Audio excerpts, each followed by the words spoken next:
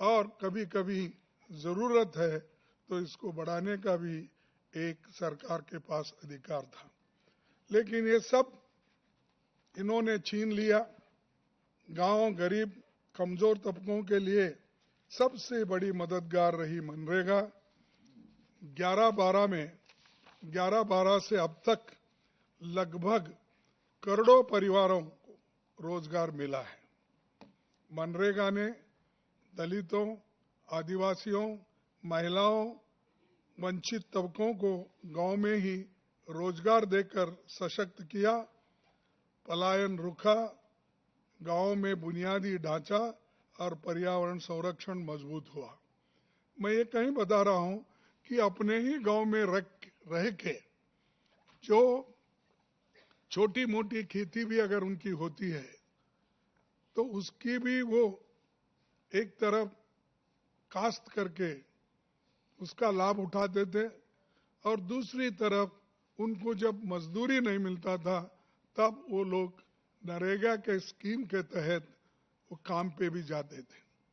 लेकिन ये सरकार गरीबों का हक छीनने में बहुत उन्होंने प्रयास किया है और इससे देहातों में ही नहीं, जो लोग इस पर निर्भर थे वो सब लोग आज बहुत गुस्से में हैं और इसका वो गुस्सा जो है इनके ऊपर बहुत भारी पड़ेगा।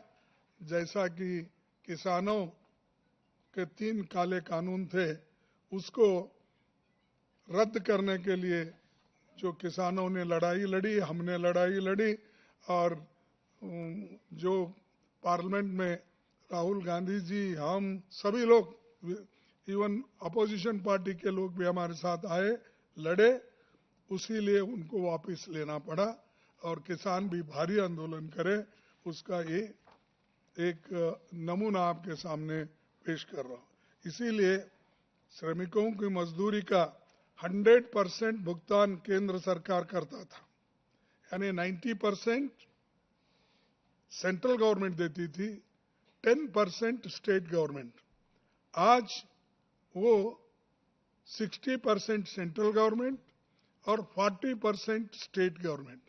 इसका मतलब है कि स्टेट गवर्नमेंट पे भारी बोझा, आर्थिक बोझा उनके ऊपर पड़ेगा और आर्थिक बोझा पड़ने के बाद कोई डेवलपमेंट नहीं होगा स्टेट में। और ये एक तरफा निर्णय लिया गया है, ना वो स्टेट गवर्नमेंट को पूछे, ना लोगों को पूछे, ना स्टेक होल्डर से पूछे, ना और जो इससे बुरी हालत में रहने वाले लोगों का भी, यानी पंचायत के मेंबर्स या तालुका या जिला पंचायत, किसको भी उन्होंने विश्वास में लेके ये कानून नहीं लाया। सिर्फ गरीबों को कुचलने के लिए और उनको दबाने के लिए ये कानून लाया गया है। इसीलिए हम इसका पुरजोर खिलाफ करेंगे, विरोध करेंगे और इसके बारे में हम लड़ते रहेंगे। सड़क पे भी लड़ेंगे, आने वाले दिन में पार्लियामेंट में भी लड़ेंगे। ये हम इरादा करके आज सीडब्ल्यूसी में हमने निर्णय लिया है। और जब भारत दुनिया की चौथी सबसे बड़ी अर्थव्यवस्था बन चुका है उनके कहने के मुताबिक, तो केंद्र सरकार ने मनरेगा जैसी योजना को तबाह क्यों किया? आपके पास इतने पैसे हैं, अरे बैंक से उठा उठा के अमीर लोग लूट रहे हैं और जैसा कि अदानी, अंबानी, बहुत से लोग, इतने लोग हैं, जितना चाहे वो उतना बैंक से लोन लेते हैं, डुबाते हैं, फिर दूसरे का जाते हैं, तो इतने पैसे बैंक से वो निकाल के उनको दे रहे हैं। क्या मजदूरों के लिए आपके पास 30% और उनको देने का आपके पास पैसे नहीं थे? हिम्मत नहीं है आपकी? तो इसका मतलब ये है कि वो गरीबों के तरफदारी नहीं करते, वो सिर्फ अमीर लोगों के साथ है, और अमीर लोगों के साथ रहने वाला वो कभी गरीब का साथ नहीं देगा। इसीलिए गरीबों की बाजू हम लेकर लड़ रहे हैं और लड़ते रहेंगे।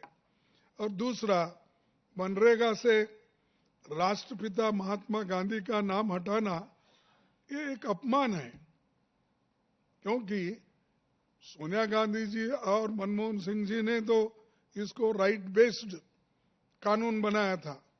तुमने तो सिर्फ नाम बदलने का शुरू किए हैं। अरे, हम हकूक दिए, राइट्स दिए, तुम नाम बदलने के पीछे भी गिरे हैं। सिर्फ गांधी फैमिली के नाम ही नहीं, वो महात्मा गांधी को भी उनका नाम भी पसंद नहीं है, क्योंकि मोहनदास करमचंद गांधी, उनका भी गांधी सरनेम है। तो गांधी जी यहाँ भी है, तो चलो जितने गांधी नाम के सरनेम वाले हैं उनके ऊपर हमला करो।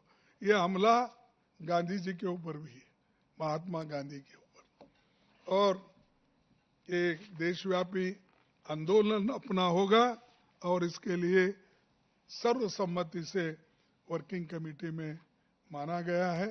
और इसके बाद मैं यही कहूंगा कि हम जोर से लड़ेंगे, लड़ते रहेंगे, और आपका साथ मैं मांगता हूं, क्योंकि आपके भी कुछ ये होंगे, थोड़ा सा आपको भी तकलीफ होगी, लेकिन सच्चाई को अगर आप सपोर्ट नहीं करेंगे, जो देश के संविधान में दिए हुए ये हकूक को अगर आप सपोर्ट नहीं करेंगे, तो एक बहुत बड़ा गुनाह हम सब लोग कर रहे हैं। तो इसलिए इतना ही कह के मैं अपने 4 शब्द को समाप्त करता हूं, और राहुल गांधी जी आपके सामने अपनी बात रखेंगे। धन्यवाद। धन्यवाद खारगे जी, आप सबका यहाँ बहुत बहुत स्वागत। ठीक है सर, आप सबका स्वागत। मनरेगा सिर्फ एक योजना नहीं थी, मनरेगा राइट्स बेस्ड कॉन्सेप्ट था। मनरेगा से देश में करोड़ों लोगों को एक मिनिमम वेज मिलती थी, जिसके नीचे जब मनरेगा चालू होता था तो उसी लेवल पर उनको मिनिमम वेज मिल जाती थी। और MNREGA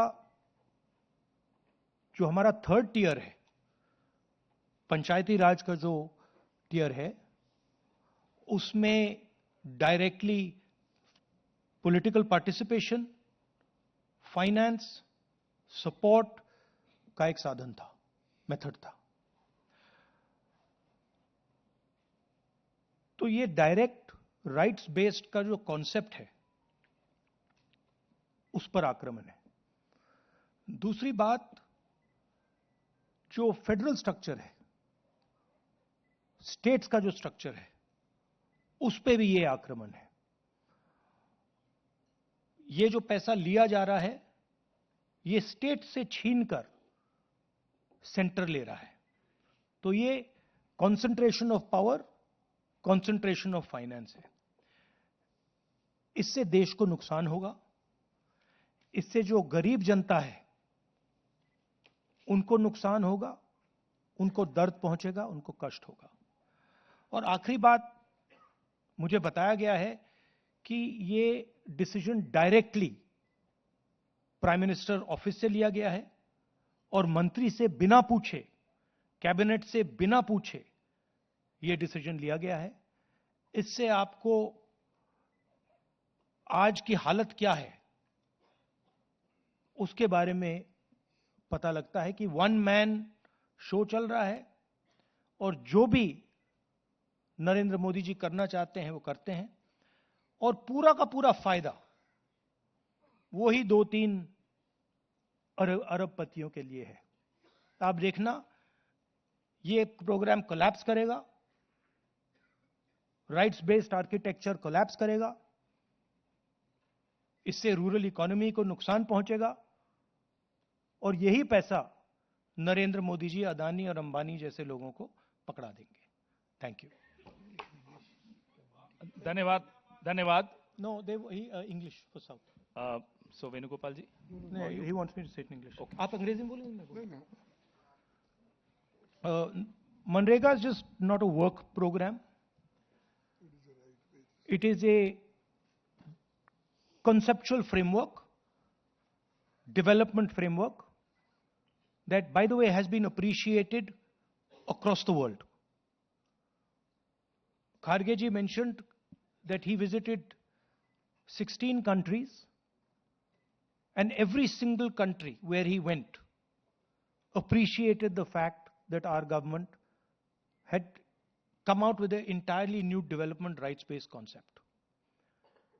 This has been destroyed single-handedly by the Prime Minister, without asking his cabinet, without studying the matter. This is an attack on the states of India, because they are simply taking away money that belongs to the state, decision-making power that belongs to the state. This is an attack on the infrastructure of those states, because NREGA used to build infrastructure. And this is the decimation of Indian labor, because MNREGA used to guarantee a minimum floor below which Indian labor could not go. So it is a devastating attack on the states, on poor people of this country, and it is carried out by the Prime Minister single-handedly, much like Notebandi was. It is going to cause tremendous pain to the weakest sections, to the Adivasis, to the Dalits, to OBCs, to poor general castes, minorities, and it is going to benefit Mr. Adani in full measure. That is the purpose of this, to take money away from poor people and hand it to people like Mr. Adani.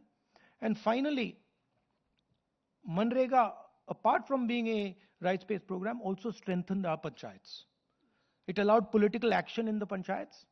It injected money into the panchayats. It allowed the decision-making power at the panchayat level.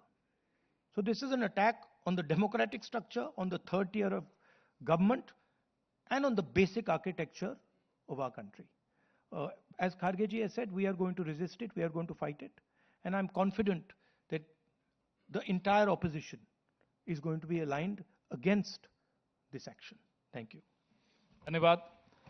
बाकी कार्यक्रमों में जान